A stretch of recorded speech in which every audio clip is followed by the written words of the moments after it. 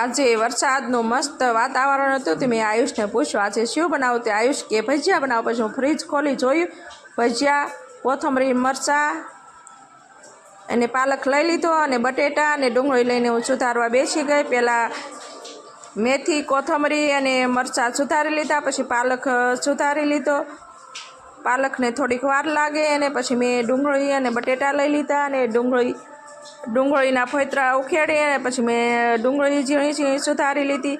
પછી બટેટાની ચાલ ઉખેડી અને બટેટા પૂરી બનાવી નાખી અને બટેટાની વેફર પાડી એટલે બટેટા પૂરી આપણે થાય તૈયાર.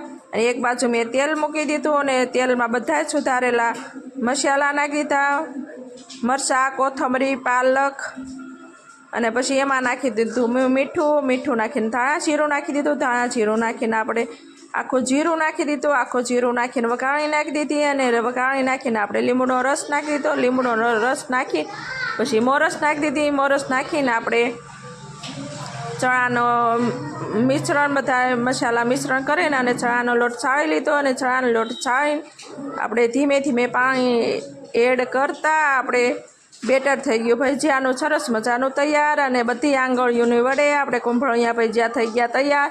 એને કુંભળિયા ભજીયા કોને કોને ભાવે કોમેન્ટ કરજો. અને કુંભળિયા ભજીયા બહુ મસ્ત બન્યા હતા. અને ક્યાં ઋત્વી આવી ગઈ આપણે કુંભળિયા ભજીયા ગરમ ગરમ લેવા અને બધાય ચટણી સાથે કુંભળિયા ભજીયા ખાય છે. પછી મરચાંના ભજીયા બનાવવાના હતા એટલે મેં મરચાંમાં આપણે મસાલો ભરી અને મેં એક એક કરતાં મેં બધાય મરચાંના ભજીયા બનાવીને તૈયાર કરી નાખ્યા. દાદાને અને બાને બહુ ભાવે મરચાંના ભજીયા.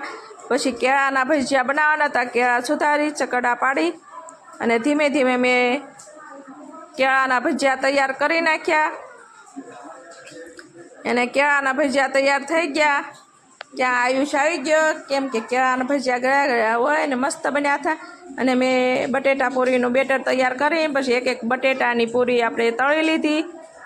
અને બટેટાની પૂરી આયુષને બહુ ભાવે ને બહુ મસ્ત બની હતી. અને જો કેવી મસ્ત બની છે. અમારો વિડીયો ગમ્યો તો લાઈક કરો, શેર કરો અને સબસ્ક્રાઈબ.